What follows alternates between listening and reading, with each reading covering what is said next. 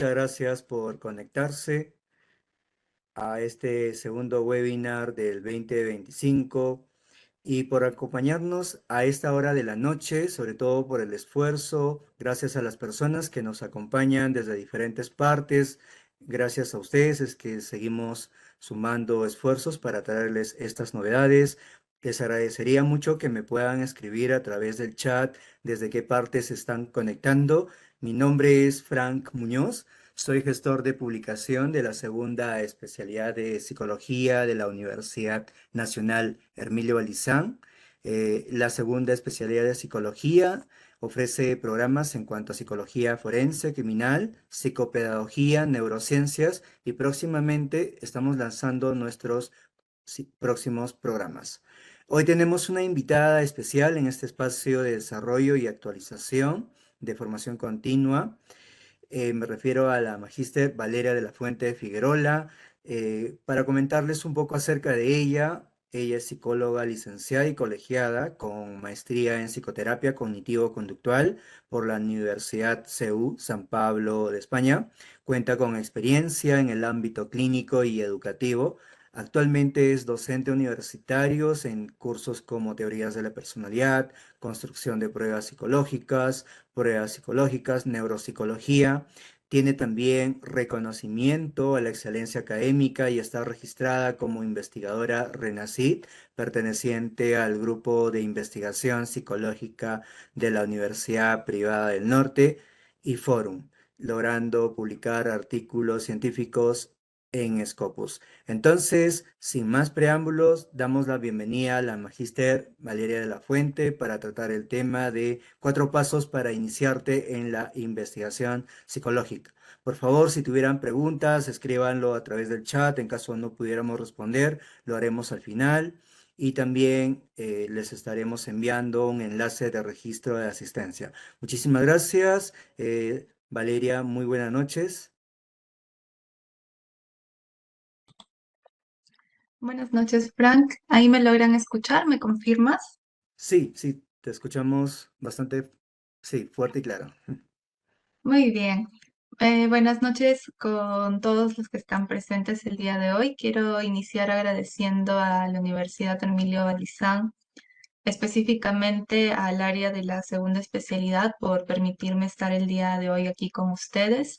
Y también agradezco a todos los que están conectados por darse el tiempo de estar presentes en este webinar para que podamos conversar de un tema que es bastante importante. Entonces, como lo había mencionado Frank, el título del webinar de hoy es 4 pasos para iniciarse en la investigación psicológica.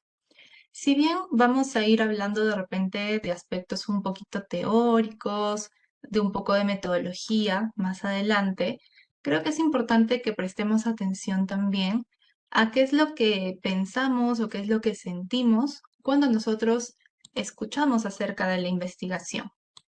De repente, los primeros pensamientos, las primeras ideas que aparecen o que pasan por nuestra cabeza cuando escuchamos esta palabra de investigación es que es algo sumamente difícil, que es algo muy extenso, que de repente no es para nosotros esta actividad. Entonces, obviamente estas creencias que nosotros vamos teniendo, como de repente ustedes lo han visto en distintos problemas psicológicos, van a condicionar de alguna forma o van a influir en cómo nosotros nos comportamos o nos tomamos ciertas cosas. Entonces, si yo les preguntara específicamente cómo se sienten ustedes cuando han escuchado la palabra tesis, probablemente las emociones que ustedes me describan sea miedo, ¿no? De repente, si ustedes recién se van a acercar al tema de la tesis, les da terror pensar en que les va a tocar pasar por esto, los comentarios que ustedes han recibido por parte de conocidos es que de repente fue un trauma para ellos, que sufrieron muchísimo al hacer la tesis, que tuvieron problemas con el asesor, que pasaron cosas en su sustentación de tesis. Entonces, en general, siempre como que recibimos un montón de comentarios negativos acerca de la investigación, específicamente acerca de la tesis. Bien, entonces, quizás en algunos momentos estamos como el del meme, ¿no? Sentimos el verdadero terror cuando escuchamos la palabra tesis. Es como ese monstruo, o como decimos acá en Cajamarca, es como el cuco, ¿verdad? Es como eso que nos aterra. Entonces, de repente cuando estamos cerca de este momento importante que es realizar la tesis, quizás nos preguntamos, ¿no? ¿Y tengo lo necesario para hacer la investigación? ¿O de repente me faltó prepararme en algo específicamente? No nos sentimos preparados en general para cuando tenemos que enfrentarnos con este reto, ¿cierto? Entonces, ¿por qué es que sucede esto? ¿No? ¿Por qué nos sentimos tan perdidos de repente cuando tenemos que realizar nuestra tesis? Lo que pasa es que, si ustedes se dan cuenta a lo largo de la carrera, nosotros vamos desarrollando un montón de habilidades, ¿no? De repente tenemos habilidades para poder hacer una buena entrevista a nuestros pacientes, de repente a futuros colaboradores. Nos entrenamos bastante en hacer las preguntas precisas para que podamos de repente detectar algunos criterios diagnósticos, nos preparamos para de repente atender una familia, entonces en general como para aplicar, o mejor dicho, para todas estas aplicaciones de la psicología, ¿no? El ámbito clínico, el ámbito educativo, el ámbito organizacional, etcétera. Pero ¿qué tanto nos preparamos a lo largo de la carrera para el tema de la investigación? ¿En qué momento hemos desarrollado estas habilidades investigativas? ¿Cuántos cursos a lo largo de la carrera hemos llevado para poder desarrollar esta competencia que es la investigación? Probablemente muy pocos. No sé cómo sea el currículo o la malla curricular de su universidad, pero por ejemplo, nosotros en la UPN creería que tenemos dos cursos importantes que nos enfocan bastante el tema de la investigación, que es metodología de la investigación, que a veces es como que bastante básico, a veces lo llevamos incluso con estudiantes de otras carreras, no es algo específico para psicología. Y luego quizás también está el curso de construcción de pruebas psicológicas. Y de ahí no vemos más hasta que nos toca hacer la tesis, ¿no? Entonces, obviamente, si ustedes comparan el nivel de habilidad que tenemos para entrevista, para diagnóstico, etcétera, frente al nivel de habilidad que tenemos para la investigación, yo creo que va a haber muchísima diferencia. Entonces, cuando yo me enfrento a este reto que es hacer la tesis, me doy cuenta de que hay una brecha amplísima entre el nivel que tengo de habilidades investigativas hasta ese momento y el nivel que yo requiero para hacer una tesis.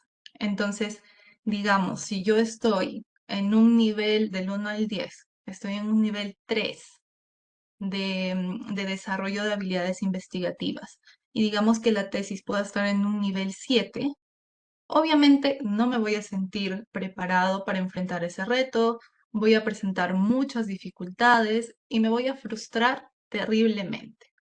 Bien, entonces esto me va a llevar a que no quiera hacer la tesis, a que lo empiece a aplazar, a que tenga todos estos sentimientos de rechazo, de malestar emocional, ¿no? En general, que tenga mucha dificultad para poder hacer mi tesis. Y probablemente, no sé, algunas características de los que estén conectados el día de hoy, pero quizás algunos de ustedes ya hicieron su tesis y ustedes se darán cuenta que esto realmente no sucede. No, sufrimos muchísimo para hacer este tipo de investigación.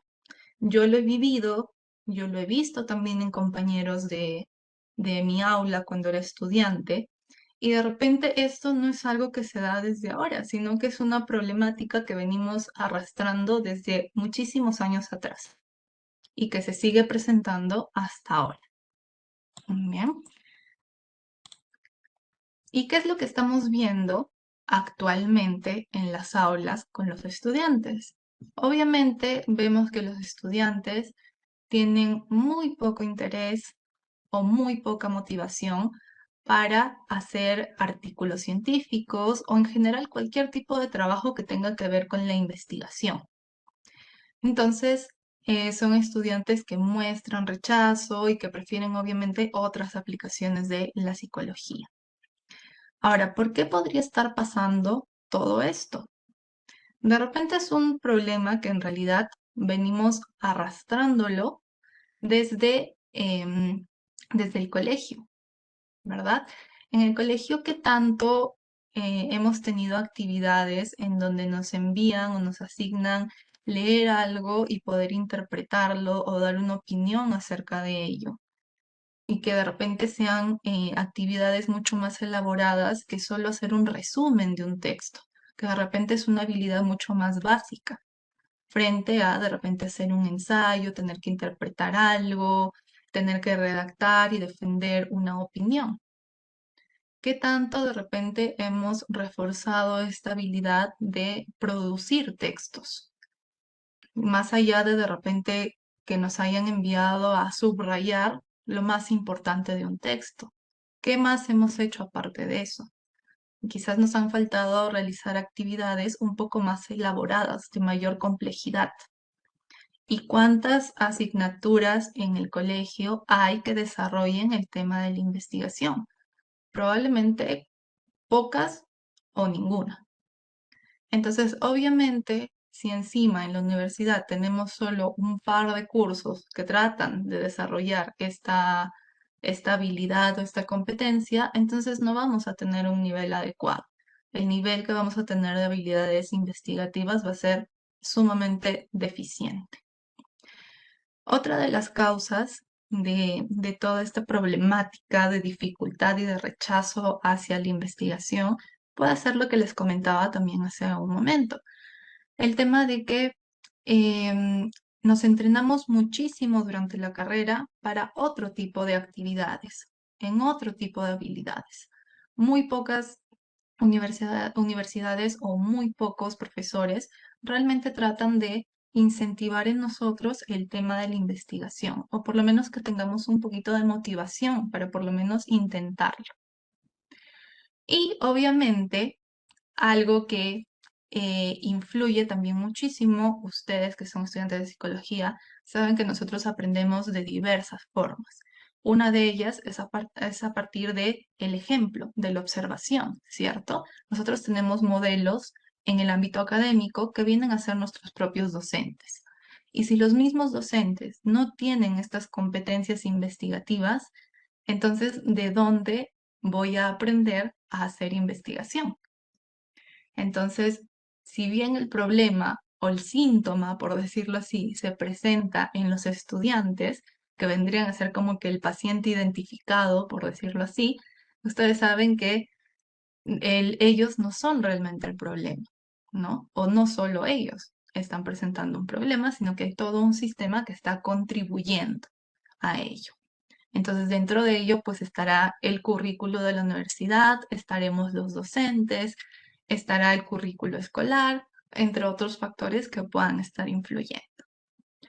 Entonces, esto trae como consecuencia que al final, tanto docentes como estudiantes probablemente tengamos pocas habilidades investigativas, por ende, no haya muchas publicaciones científicas y, por lo tanto, también no consideremos la investigación como una opción laboral.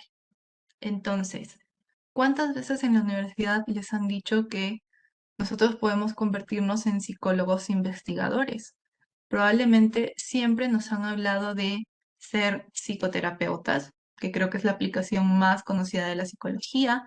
Luego, de repente, el tema de trabajar en el ámbito educativo, en algún colegio, de repente en alguna empresa, en el ámbito organizacional, en el ámbito de repente judicial, siendo forenses, pero casi nunca o nunca nos mencionan que podemos dedicarnos a la investigación.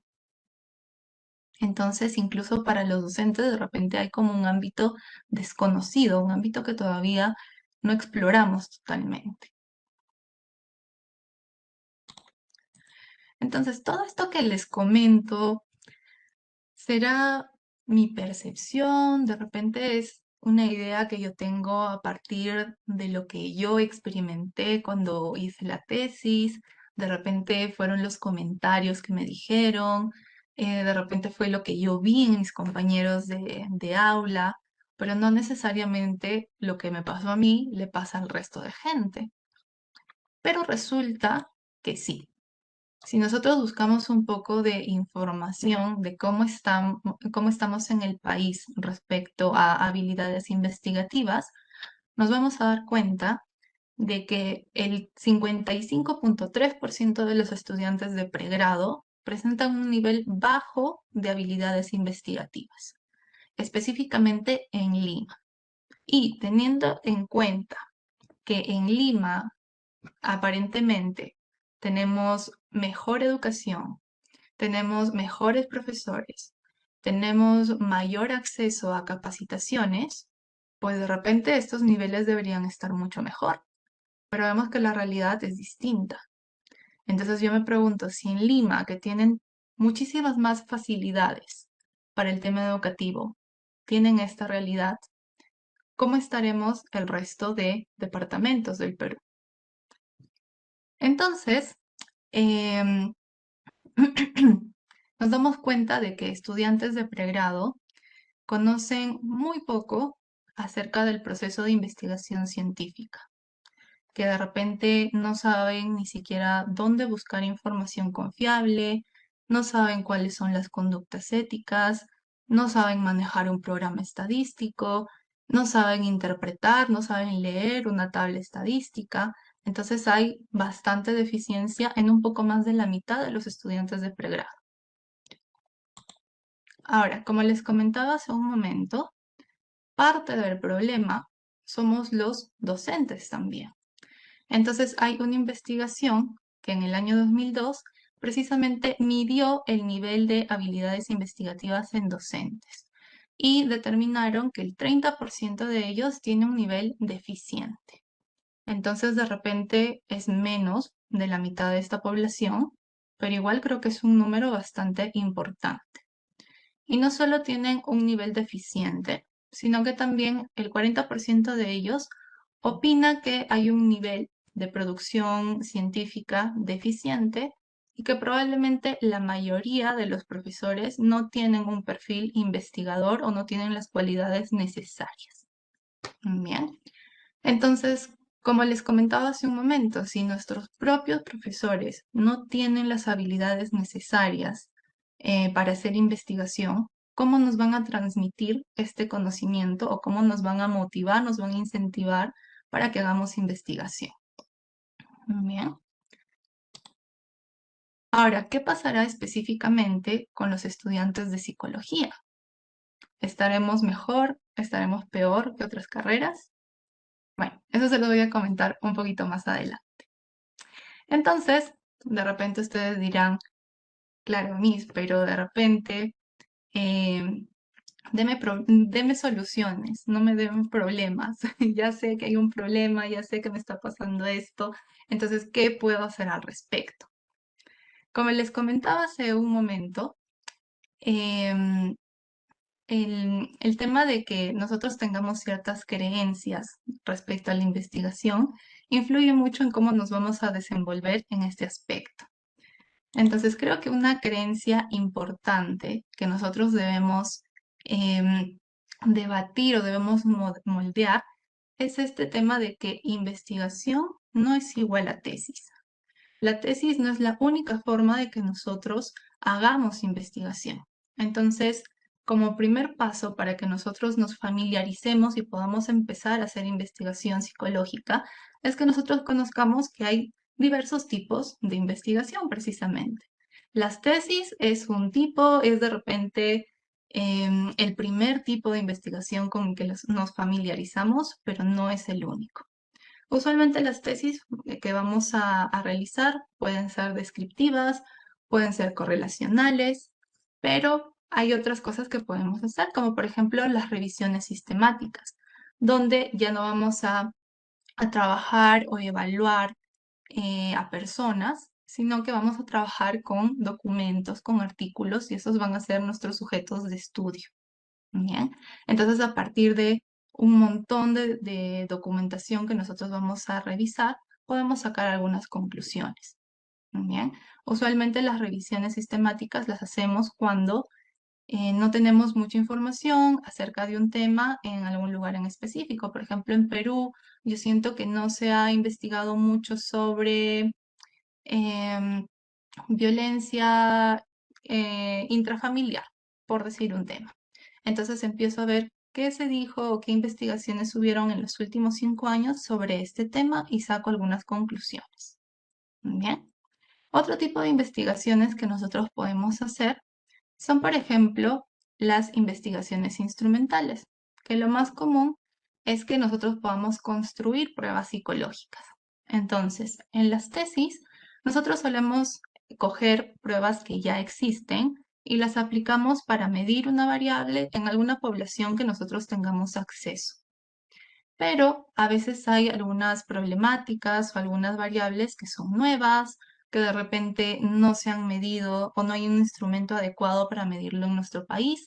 Entonces nosotros podemos crear un nuevo instrumento y con ello nosotros podemos hallar propiedades psicométricas, como por ejemplo la validez, la confiabilidad, entre otras. Entonces, de repente, en estas primeras investigaciones que nosotros hacemos, por un tema de practicidad y porque estamos recién aprendiendo, tomamos algunas pruebas que ya existen y simplemente las aplicamos.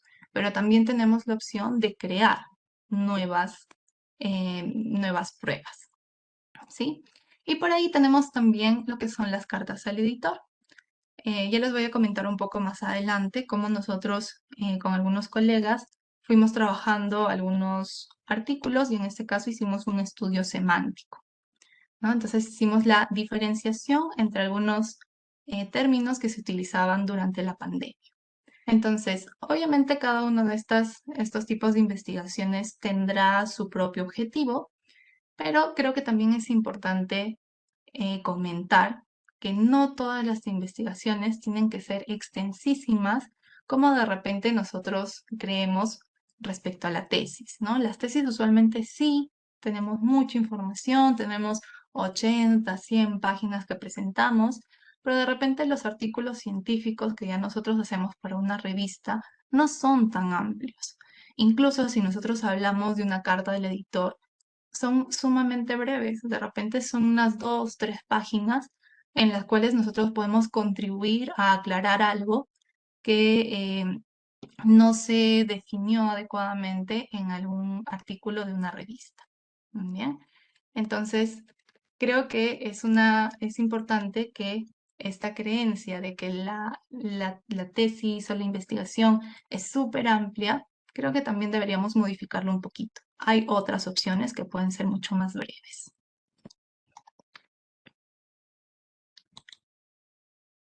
Entonces, una vez que ya de repente tengo claro que no solo puedo hacer una tesis, no es mi única opción para hacer investigación, puedo ver la manera de desarrollar mis habilidades investigativas. ¿Ya? Entonces, estas habilidades investigativas, ¿qué son? ¿A qué me refiero? Son todas estas habilidades o todas estas características que yo voy a ir adquiriendo, obviamente, a partir de la experiencia, de la guía, del estudio, de la capacitación, para que yo pueda evaluar algunos fenómenos psicológicos, pueda interpretarlos y más adelante poder contrastarlo con otros resultados que hayan hallado otras investigaciones anteriores. Bien. Entonces, dentro de estas habilidades investigativas, nosotros vamos a encontrar algunos subtipos. Por ejemplo, tenemos unas habilidades que son las más básicas que vamos a necesitar para el tema de la investigación, que son las habilidades cognitivas. Entonces, estas habilidades cognitivas a mí me van a permitir poder procesar toda la información que yo estoy encontrando. Entonces, voy a necesitar tener una buena comprensión lectora, voy a necesitar tener pensamiento crítico, porque obviamente tengo que defender una posición en la investigación que estoy haciendo, tengo que emitir un juicio, tengo que opinar acerca de lo que estoy encontrando. tengo que tener la habilidad también para redactar con coherencia las ideas que me van surgiendo a partir de la información que voy encontrando y por lo tanto también poder expresarlo con mis propias palabras y la información que voy obteniendo de otros autores poder parafrasearla. Otro punto importante es el hecho de contrastar la información. Yo a partir de mi investigación voy a encontrar algunos resultados, pero luego voy a tener que compararlos con lo que se ha encontrado anteriormente. Si coincide, genial, pero si yo he encontrado algo distinto, tendré que tener la capacidad también de explicar por qué creo que se dio esa situación. Entonces, el hecho de que yo pueda describir una problemática, pueda analizar lo que está pasando, pueda reflexionar a partir del problema que estoy planteando, pueda sintetizar toda la información que encuentro, pueda resumirla, pueda sistematizarla, interpretarla, todo ello está dentro de las habilidades cognitivas. Bien. Entonces, como les mencionaba, obviamente estas serían como las habilidades más básicas que necesito para poder hacer investigación. Luego de ello vamos a encontrar otras habilidades que son las tecnológicas. Entonces, es necesario que yo poco a poco vaya aprendiendo a hacer uso de herramientas informáticas. Entonces, si yo voy a redactar textos, necesito un programa donde escribir. Si yo necesito hacer una base de datos, tendré que tener un programa donde basear todos esos datos, ¿no? A partir de esta base de datos voy a tener que interpretarla y sacar algunos resultados. Entonces necesitaré utilizar un programa estadístico. A partir de la información que yo voy encontrando, voy a tener que ir citando a los autores. Entonces necesito programas que me ayuden a gestionar precisamente toda esta bibliografía y todas estas citas. Y obviamente toda esta información la tendré que haber buscado en buscadores, bibliotecas, repositorios, etcétera, confiables. Entonces, las habilidades tecnológicas tienen que ver con todos estos programas que yo puedo utilizar para facilitarme un poco el trabajo a lo largo de mi investigación. Entonces, será importante que yo pueda utilizar el Word, por ejemplo, que pueda utilizar el Excel, que pueda utilizar programas estadísticos como por ejemplo el más básico, el más conocido de todos, que es el SPSS. Luego tendremos el JASP, tendremos el Yamovi, tenemos algunos programas un poco más exigentes o de mayor nivel, como por ejemplo el R, ¿no? Respecto a las referencias y a las citas, ustedes saben que en psicología nosotros utilizamos el APA séptima edición. Entonces, probablemente antes lo habremos hecho de manera manual. Teníamos que buscar cómo era la estructura para poder citar una página web, cómo tenía que citar un libro y todo lo tenía que hacer a mano. Pero ahora hay programas que me facilitan ello. Simplemente yo voy registrando cuáles son los documentos, los artículos, los libros que voy revisando y luego simplemente instalando un complemento en el Word, por ejemplo, yo puedo pasar todas mis citas de manera automática en el formato que yo desee. Entonces, por ejemplo, necesito ahorita mis citas en APA 7, pues simplemente hago un clic y me lo pondré en ese formato. Pero resulta que necesito publicar en una revista de medicina y me piden otro formato que es el Vancouver, podré hacer otro clic y simplemente se cambian todas estas referencias a ese formato, ¿no? Que de repente si tuviera que hacerlo manualmente me tomaría muchísimo tiempo. Entonces, algunos programas que me ayudan con la gestión de referencias son el Mendeley y el Zotero. Luego también es importante que conozcamos cuáles son algunos buscadores reconocidos, confiables, y que de repente sepa también qué voy a encontrar en revistas científicas, qué tipo de información voy a encontrar en los repositorios y si ya me voy a enfrentar a este proceso de la publicación de un artículo científico, dónde puedo buscar revistas que estén indexadas. y que por lo tanto sean de calidad. Entonces, aquí podemos ver, está el CIMAJO, ¿no? Entonces, si yo me voy familiarizando tanto con los tipos de investigación como con estos software o programas que me pueden ayudar a facilitar la investigación, voy a ir incrementando mis habilidades en distintos niveles o de distintos tipos. Bien. Finalmente, otro tipo de habilidades importantes que vamos a encontrar en las habilidades investigativas son las habilidades metodológicas.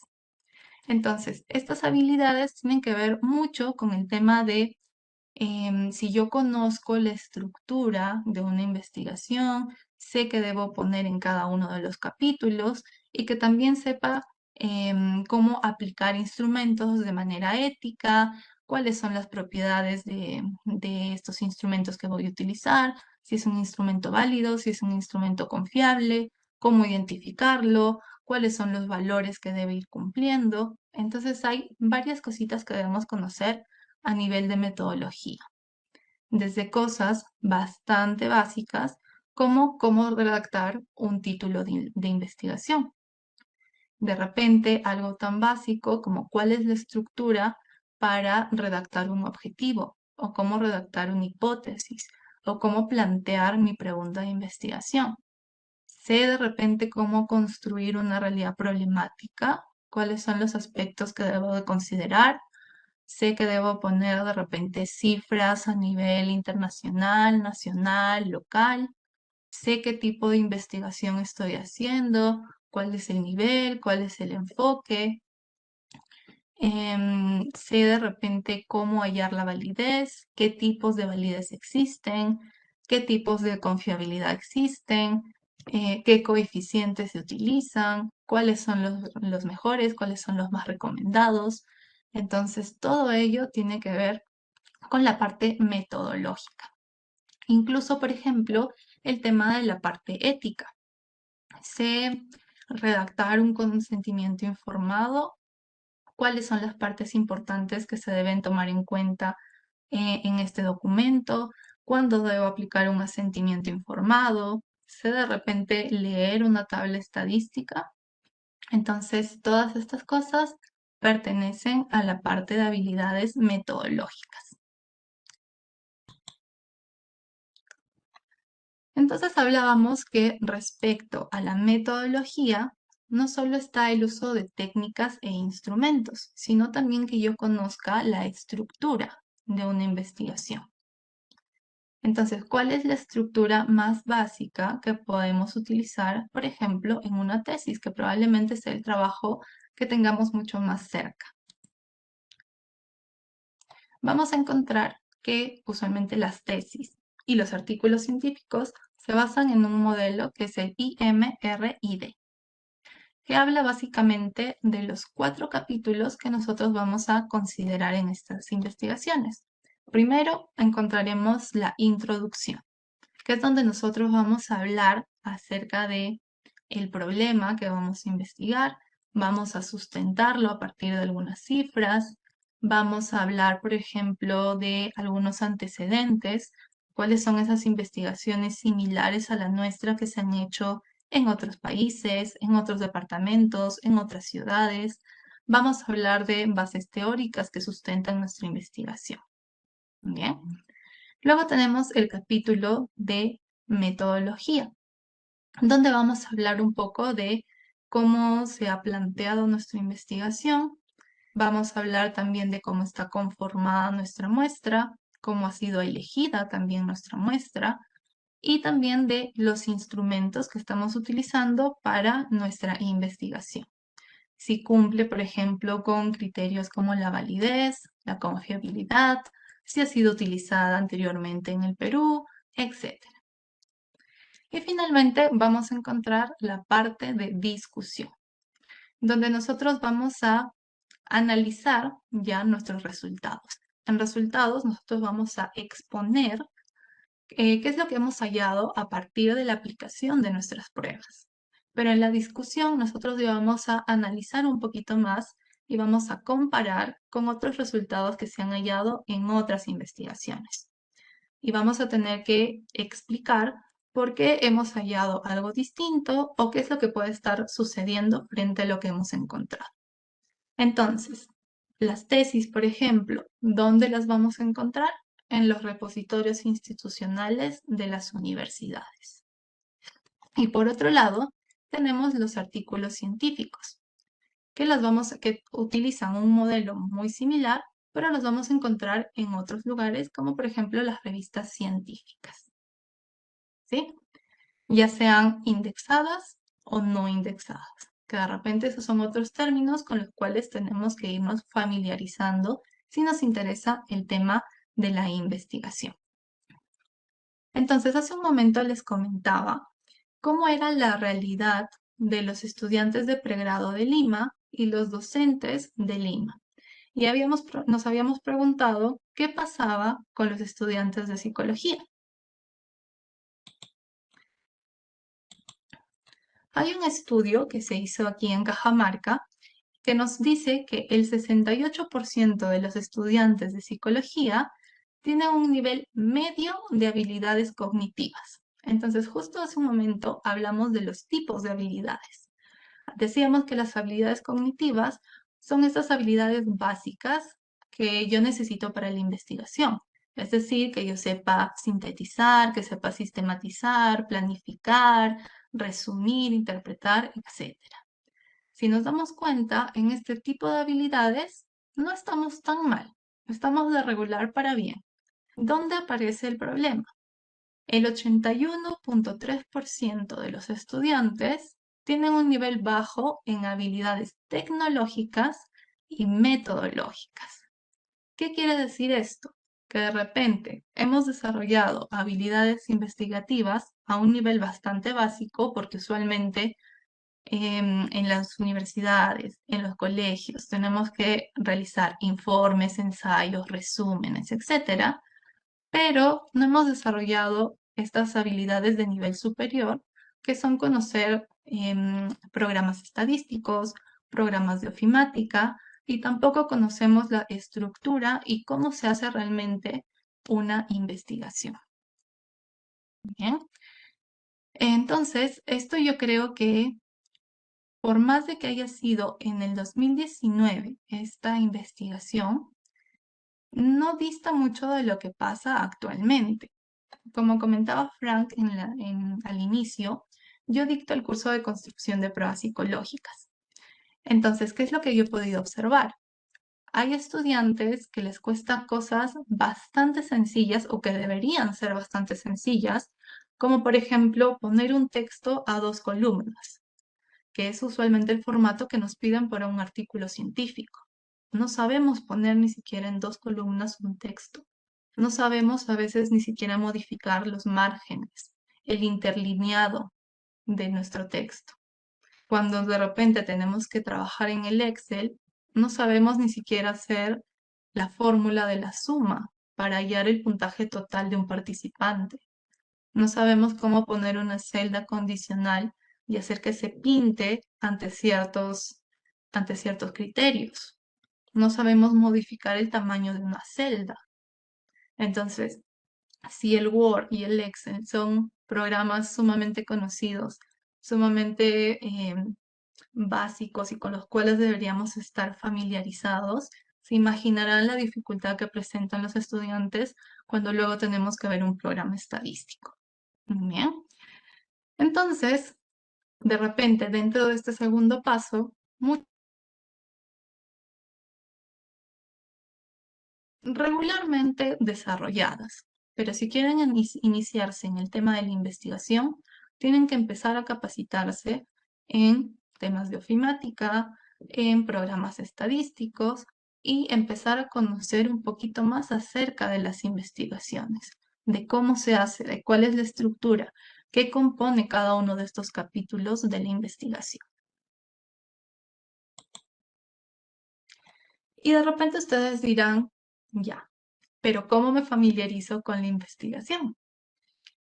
Entonces ustedes sabrán que cuando de repente tenemos problemas en la terapia acerca de fobias o no tenemos muy buenas habilidades sociales, ¿qué es lo que solemos recomendarle a los pacientes? La exposición, ¿cierto? Entonces, lo mismo tenemos que hacer nosotros para desarrollar nuestras habilidades investigativas. Tenemos que exponernos a entornos donde se haga investigación. Pero antes de que nosotros, por ejemplo, mandemos a un paciente a que desarrolle sus habilidades sociales y lo mandemos al campo de batalla, nosotros trabajamos primero en moldear algunas creencias de repente distorsionadas, erróneas, limitantes, que pueden influir en que esta persona empiece a desarrollar estas habilidades.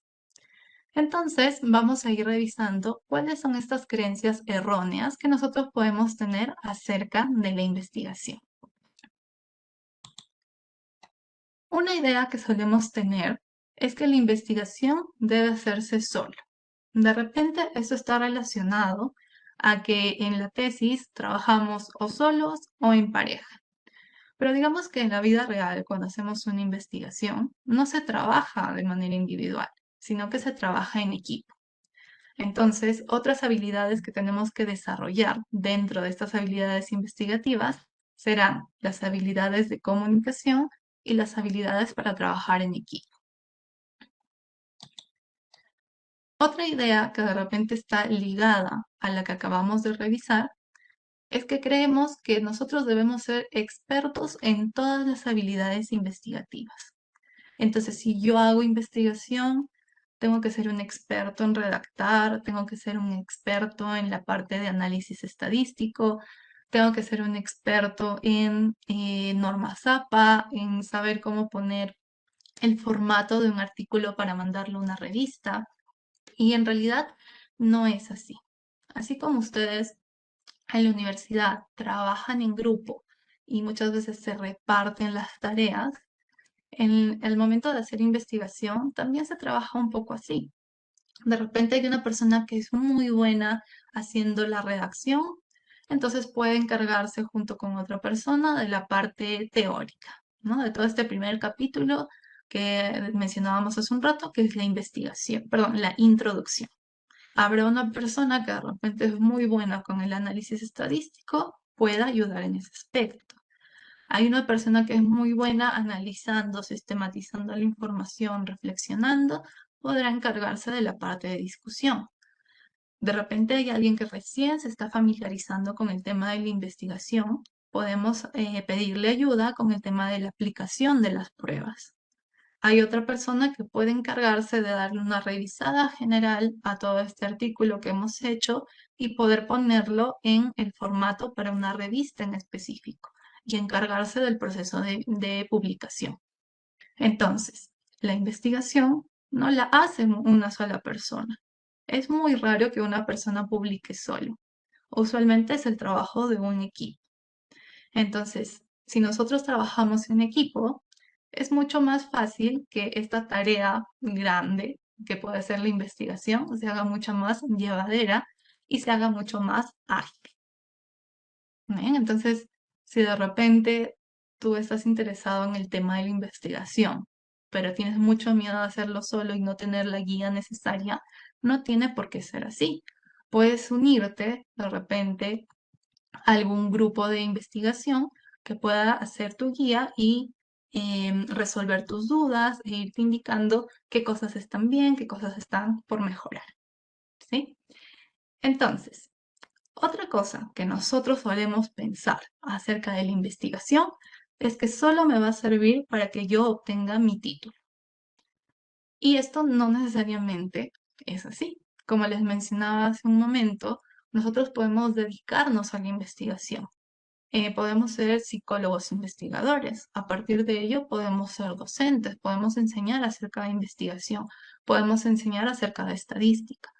Entonces, no lo veamos solo como este último paso que tenemos en la carrera para lograr el título y poder trabajar de lo que de repente en un principio nos plantearon.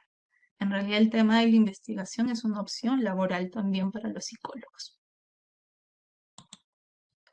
Y finalmente, probablemente nosotros pensamos que la investigación es solo para personas que tienen, que de repente tienen el coeficiente de Albert Einstein, para una persona que tiene cualidades extraordinarias, tendría que ser el mejor profesor de Latinoamérica, tendría que ser un estudiante sumamente destacado, y no necesariamente es así.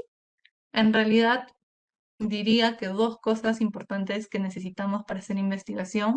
Uno es la motivación y dos es que te vincules con las personas adecuadas, ¿no? Que a las cuales tú le puedas transmitir tu idea, y si de repente tú no tienes mucha experiencia, estas personas te empiecen a guiar para que tú puedas hacer tu proyecto de investigación. Entonces, no se necesita ninguna cualidad extraordinaria para hacer esto de la investigación. Una vez que ya hemos ido moldeando, modificando un poquito estas creencias erróneas que tenemos acerca de la investigación, podemos empezar a familiarizarnos. Entonces, ¿cómo nos vamos a familiarizar?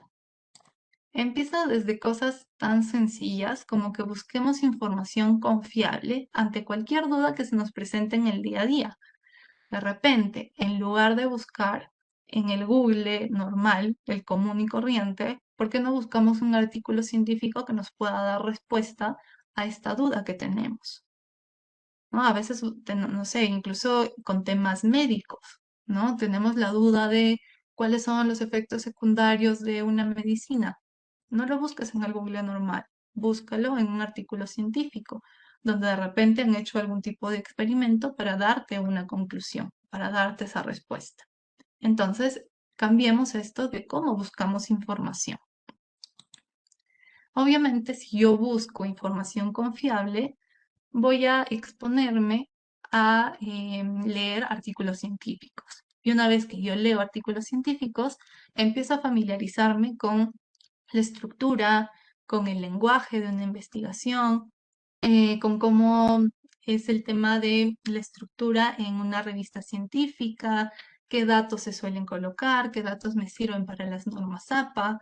Entonces es importante que yo tome en cuenta este tipo de artículos. Otra forma importante de poder familiarizarnos con la investigación es que nosotros pertenezcamos o nos unamos a un grupo de investigación. Usualmente las universidades tienen por lo menos un grupo de investigación, pero si no, hay otras universidades que permiten que estudiantes de otras instituciones se unan también.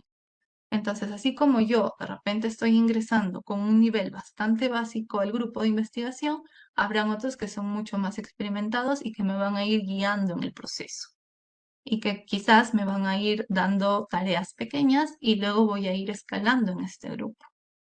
Entonces ya voy desarrollando estas habilidades, ya me voy familiarizando con la investigación.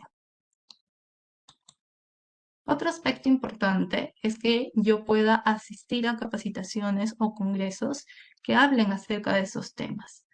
Entonces, no solo asistir a capacitaciones de temas clínicos, de temas sociales o del ámbito al que me estoy enfocando actualmente, sino también al tema de investigación. Otra opción que de repente no se da mucho, pero que se puede hacer, es el tema de colaborar con nuestros docentes. Hay usualmente docentes investigadores o un encargado de investigación dentro de la universidad, entonces podemos conversar con ellos y plantear alguna idea, algún proyecto que nosotros tengamos, o que nos ayuden a contactarnos con otros grupos de investigación de repente otras sedes de la universidad, y podamos colaborar tanto con otros estudiantes como con docentes. Otra cosa importante es que dentro de las universidades suele haber alguna revista. Entiendo que en la Universidad Arminio Baldizán hay una revista también en la que se pueden hacer publicaciones. En la UPN tenemos también una revista donde se publican diversos artículos, no necesariamente artículos científicos. A veces son trabajos que se han hecho trabajos destacados de algún curso, hablamos de algún tema en específico según la temática del mes. Nos asignan a los docentes un tema para hablar en esta revista. Entonces, eso también es muy importante.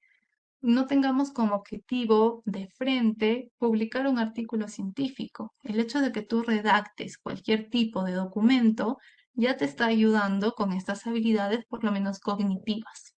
Entonces, que tú hagas un artículo de repente para un periódico, para una revista, que puedas hablar de algo en específico, ya te está ayudando a consolidar estas habilidades.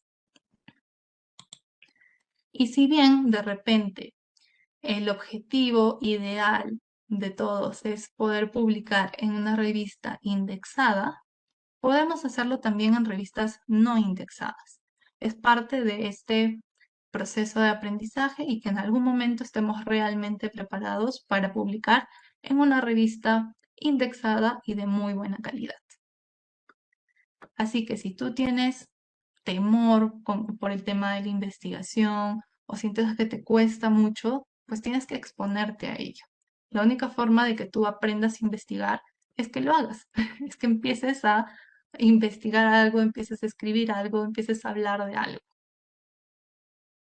Ahora, de repente, se te hace un poco dificultoso el tema de leer, ¿no? Y yo te estoy diciendo, lee artículos científicos, y los artículos científicos a veces son un poco extensos. No leas todo el artículo entonces. Empieza leyendo las partes importantes. Puedes leerte el resumen y los resultados, el resumen y las conclusiones. Poco a poco te vas a ir familiarizando, el lenguaje se te va a ir haciendo un poco más sencillo y podrás leer ya todo un artículo. El tema es que te familiarices con el artículo científico, que aprendamos a consumir ese tipo de contenido. Y finalmente, en el paso 4, he considerado que para que nosotros hagamos investigación en psicología, es importante que reconozcamos que es importante dentro de nuestra profesión hacer investigación y también va a ser importante para mi propio perfil profesional. Entonces, ¿cómo yo voy a contribuir dentro de mi profesión? Pues obviamente estoy construyendo conocimiento. De repente hay un tema del cual no se sabe mucho y yo estoy contribuyendo a que esa problemática se visibilice, ¿bien? Y no lo estoy haciendo desde un tema de que me pareció o que yo lo observé, sino que lo estoy visibilizando como un sustento. ¿Por qué es importante hacer investigación también dentro de nuestra profesión? Porque se van presentando nuevas problemáticas y de repente vamos a encontrar que no hay un instrumento que pueda medir esta variable.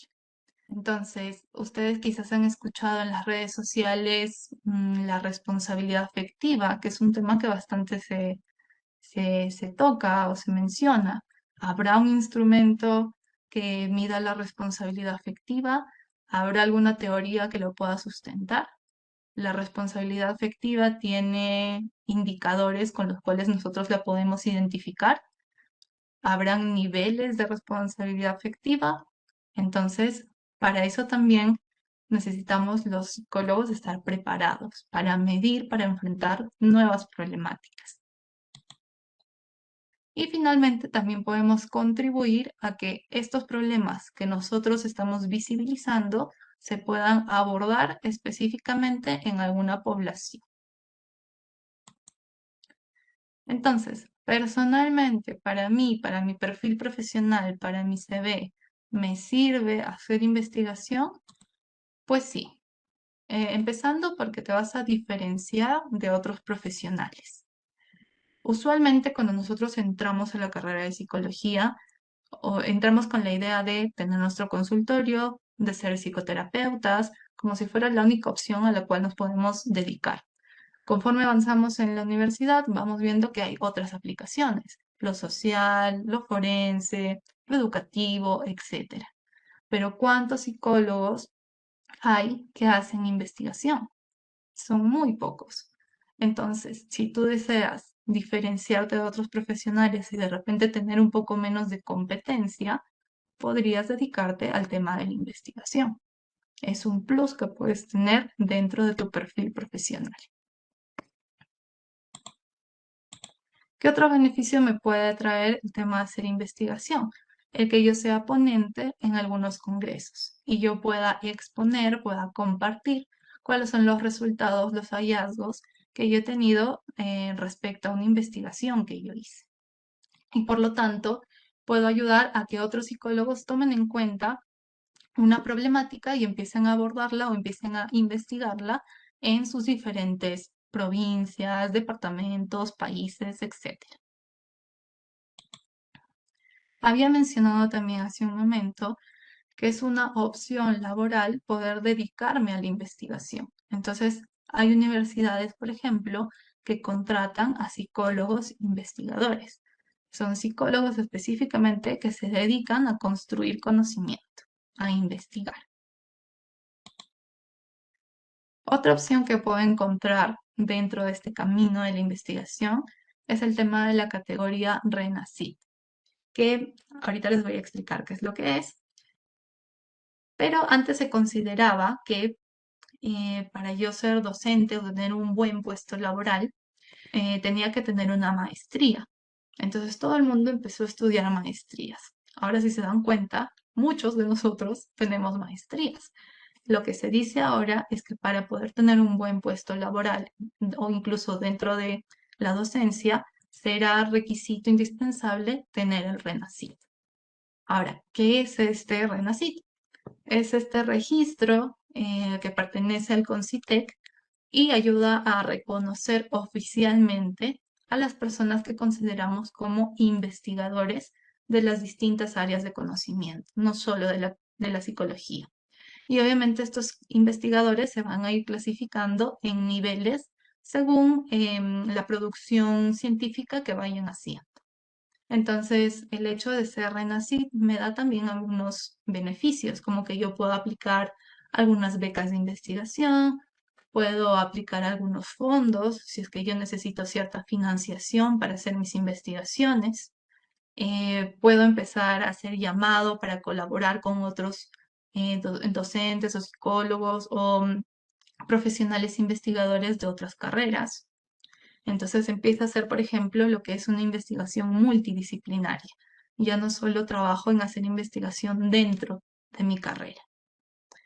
Entonces, como les decía, es una forma de poder asegurar mucho más adelante, esperemos que sí, el tema de un puesto laboral, ¿no? Entonces, a lo que se está apuntando ahora es que los profesionales no simplemente apliquen, sino que también construyan conocimiento, aporten. El tema de la investigación, por ejemplo, también me permite que yo pueda ser docente en alguna universidad. Entonces, cada vez se está buscando en las universidades que los docentes tengan este perfil investigador. Precisamente, como les mencionaba al inicio del webinar, parte del problema era que los docentes no tenían este perfil. Entonces, ahora se está pidiendo que tengan mayores investigaciones para abordar esta parte del problema.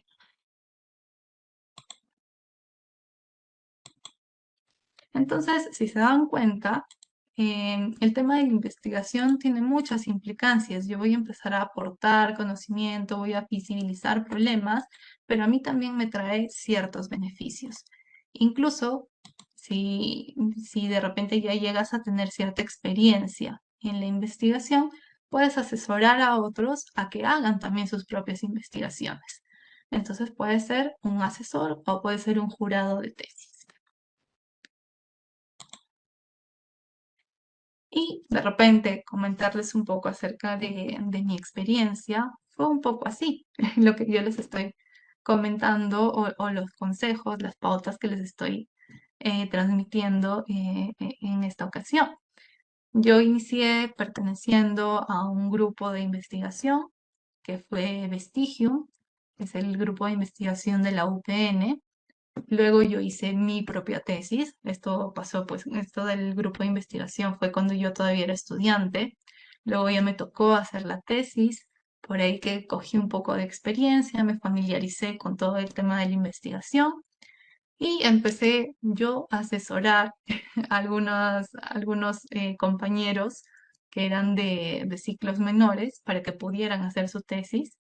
Y también empecé a asesorar algunos trabajos de construcción de pruebas, ¿no? Haciendo todo este tema de la validación de criterio de jueces.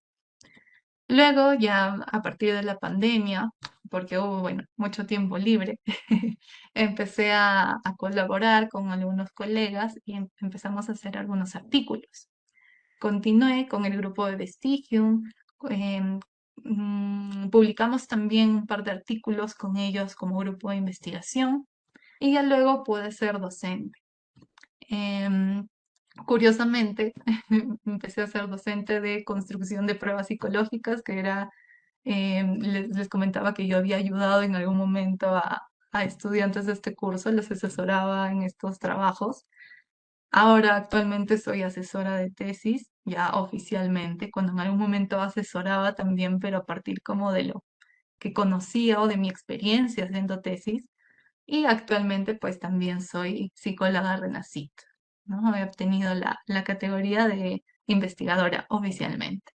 Entonces, eh, muchos de los tips, por decirlo así, que les estoy comentando el día de hoy, son un poco a partir de la experiencia personal, de cosas que yo siento que me han servido y que de repente también pueden ser útiles para ustedes.